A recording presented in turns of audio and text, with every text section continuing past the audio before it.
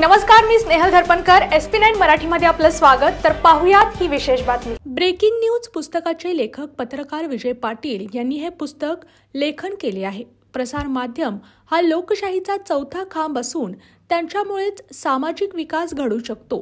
पुण्यनगरीचे पत्रकार विजय पाटील यांचे breaking news पुस्तक मार्गदर्शन म्हणून काम करेल असे प्रतिपादन शाहू छत्रपती यांनी केले. लवकरच गुड न्यूज आणि ब्रेकिंग न्यूज मिळेल असेही आवर्जून ते बोलले.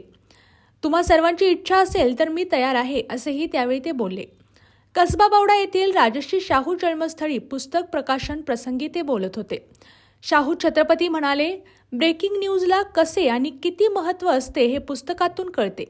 दैनिक लोकमतचे संपादक वसंत भोसले म्हणाले की आजूबाजूला भरपूर बातमी असतात, मात्र त्या सगळ्यांनाच दिसतात असे नाही. पत्रकारांना मात्र या बातम्यांचे महत्त्व कळते. आपण सर्वजण एखादी आपल्या डोळ्याने घटना बघितलेली असती, ती एखाद्याला सांगत असताना ती पण एक बातमीच असते असे त्यांनी प्रतिपादन केले. त्यामुळे त्यांनी समस्या सोडवण्याची पत्रकारिता जोपासायला हवी. या पुस्तक प्रकाशन समारंभावेळी लेखक प्रसिद्ध पत्रकार विजय पाटील म्हणाले की पत्रकारिता करताना मनाला भावले ते शब्द रूपाने मांडण्याचा प्रामाणिक प्रयत्न या पुस्तकाच्या माध्यमातून केला आहे.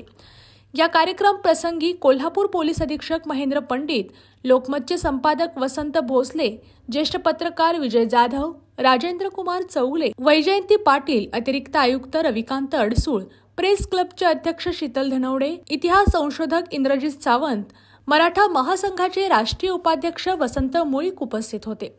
या कार्यक्रमासाठी पत्रकार, संपादक, print media, electronic media, social मीडियाचे प्रमुख आणि प्रतिनिधी उपस्थित होते.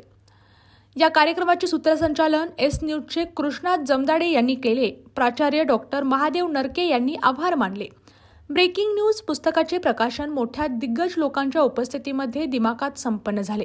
सर्वांनी लेखक व पत्रकार विजय पाटील यांना भावी वाटचालीस शुभेच्छा दिल्या आणि दुसरी आवृत्तीही काढा असे सर्व उपस्थित असणाऱ्या मान्यवरांनी अपेक्षा व्यक्त केली. अशाच आणि इतर बातम्यांसाठी SP9 मराठीच्या YouTube चॅनलला सबस्क्राईब करा. SP9 Marathi, your time, your news. धन्यवाद.